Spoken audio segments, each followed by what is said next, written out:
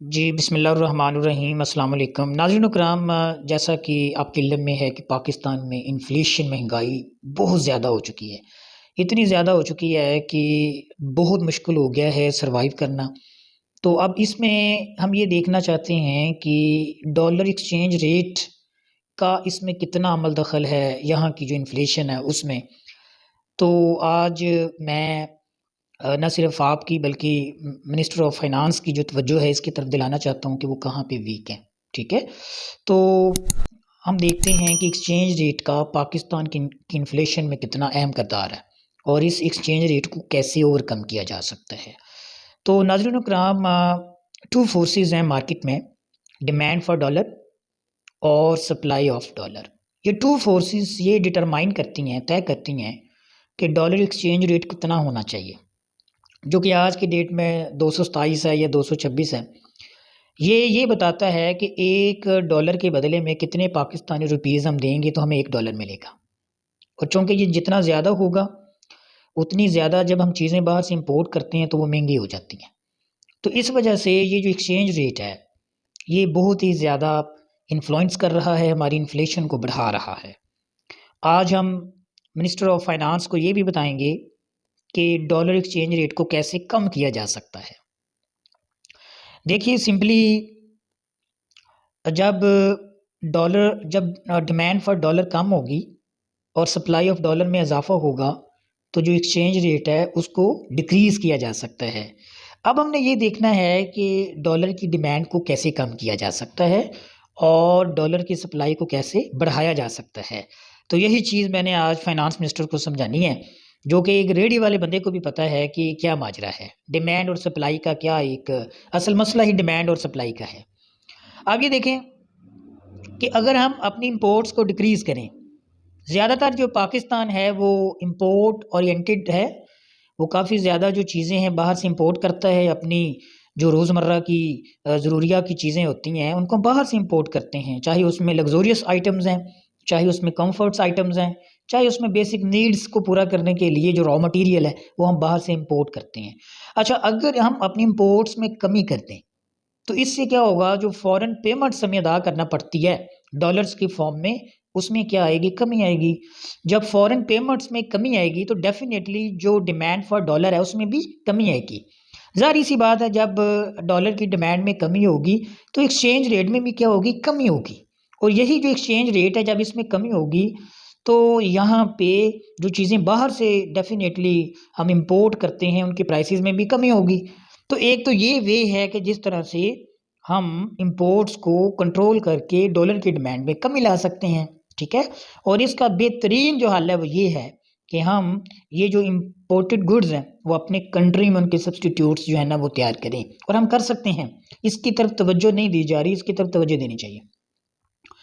उसके बाद मैं इसहाक डार साहब को ये समझाऊँगा, सजेस्ट करूँगा कि देखें कि ये जो इल्लीगल डॉलर की बाइंग होती है, ये ना तो बाबे गामे ने ये चीज़ें कंट्रोल करनी है, ना किसी और ने कंट्रोल करनी है, ये आपने कंट्रोल करनी है। ये आपने मैकेनिज़्म बनाना है कि किस तरीके से इल्लीगल जो डॉलर की बाइंग हो रही है, उसमें कमी लानी है। जब इल्लीगल डॉलर बाइंग में जो एक कमी आएगी, तो इसका क्या होगा कि डिमांड फॉर डॉलर में भी कमी आएगी और उसके बाद एक्सचेंज रेट में क्या आएगी, कमी आएगी, ठीक है? तो एक तो ये वे हो गया। उसके बाद एक और अहम जो बात मैं इसहाक डार साहब को समझाना चाहता हूँ वो ये है कि reforms in open market operations. देखें, ओपन मार्केट ऑपरेशंस में रिफॉर्म्स लेकर आएँ। आपने मार्केट को, जो मनी एक्सचेंजर्स हैं उनके रहम करम पे छोड़ा हुआ है। वो अपनी मर्ज़ी से इल्लीगल डॉलर की बाइंग करते हैं।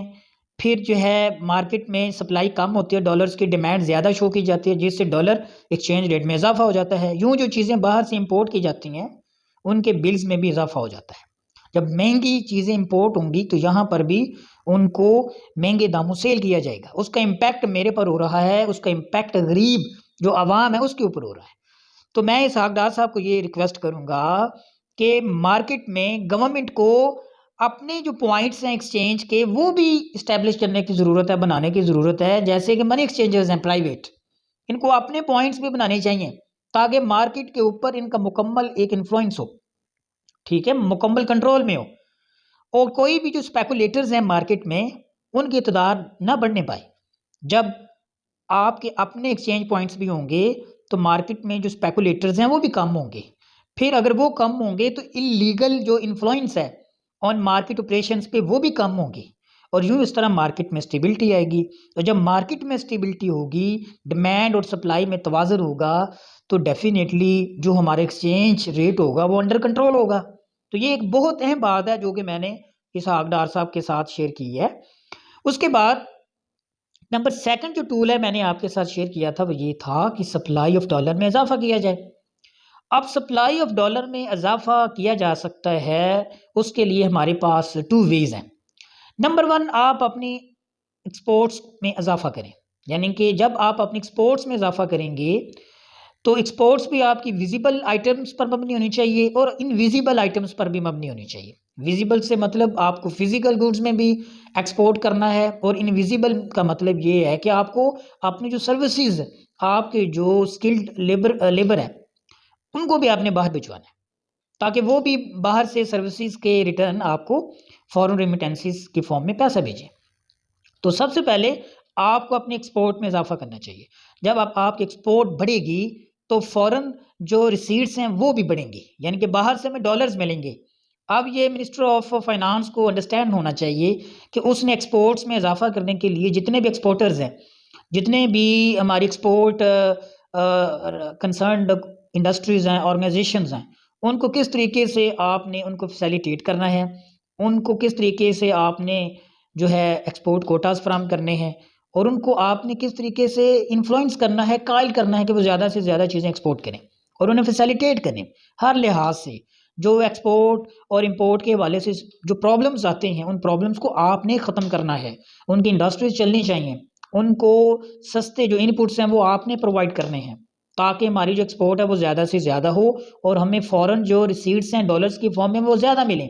इस तरह से डॉलर की सप्लाई में इजाफा हो सकता है। इसी तरह जो इनविजिबल गुड्स हैं, लाइक जो सर्विसेज हैं, उसमें भी इजाफा होना चाहिए, ठीक है। और जब एक्सपोर्ट बढ़ेगी दोनों चीज़ों की तो फ़ौरन आपकी जो रिसीट्स हैं वो भी बढ़ेंगी और इस तरह से सप्लाई ऑफ डॉलर भी बढ़ेगी और यूँ हम एक्सचेंज रेट को क्या कर सकते हैं, कंट्रोल में भी ला सकते हैं और उसको कम भी कर सकते हैं। नंबर सेकंड जो वे है वो है कि फ़ॉरेन रेमिटेंसेस में इजाफा किया जाए।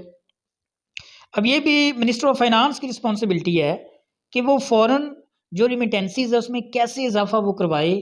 डेफिनेटली जो पाकिस्तानी हमारे बाहर है, काफ़ी ज़्यादा, कुछ 6-7 मिलियन जो पाकिस्तानी बाहर इस वक्त तमाम पूरी अक़वाम आलम में जॉब कर रहे हैं, तो वो पाकिस्तान में पैसे भेजें डॉलर्स की फॉर्म में, फ़ॉरेन करेंसीज़ की फॉर्म में। तो इस तरह से जो फ़ॉरेन जो रेमिटेंसीज़ हैं वो भी हमारे बढ़ेंगे। तो फ़ॉरेन जो रेमिटेंसीज़ हैं डेफिनेटली अगर वो डॉलर्स की फॉर्म में भेजेंगे तो वो डॉलर्स की फॉर्म में होंगे और इस तरह से सप्लाई ऑफ डॉलर्स में इजाफा होगा और यूँ जो एक्सचेंज रेट है उसमें भी क्या आएगी, कमी आएगी। इस साल 2022 में 12 बिलियन डॉलर जो हैं वो हमारे पाकिस्तानी भाइयों ने बेचे हैं। याद रखें, एक और चीज़ मैं आपको बताता चलूँ कि हमारी जो एक्सपोर्ट है वो हमेशा कम होती है और इम्पोर्ट ज़्यादा होती है। जब इम्पोर्ट और एक्सपोर्ट में डिफरेंस जो है वो इन फेवरेबल होता है, यानी कि आपको जब ज़्यादा पेमेंट्स करना पड़ती हैं तो इसका जो एक गैप है, डेविएशन जो है, वो हम फॉरेन रेमिटेंसी से ही पूरा करते हैं। और एक और वे है कि डायरेक्ट फॉरेन इन्वेस्टमेंट आए, उसके लिए आपकी कंट्री में पीस होना चाहिए, आपकी कंट्री में जो फैसिलिटीज़ हैं वो प्रोवाइड होनी चाहिए फॉरेनर्स के लिए और इस तरह की पॉलिसीज़ हों कि उनकी जो इंटरेक्शन है वो ज़्यादा से ज़्यादा हो, ठीक है, हमारी कंट्री के अंदर। तो ये कुछ वेज़ हैं जिसके तहत हम डॉलर की सप्लाई में इजाफ़ा कर सकते हैं। मुझे इजाज़त दीजिए, अपना ख्याल रखिए।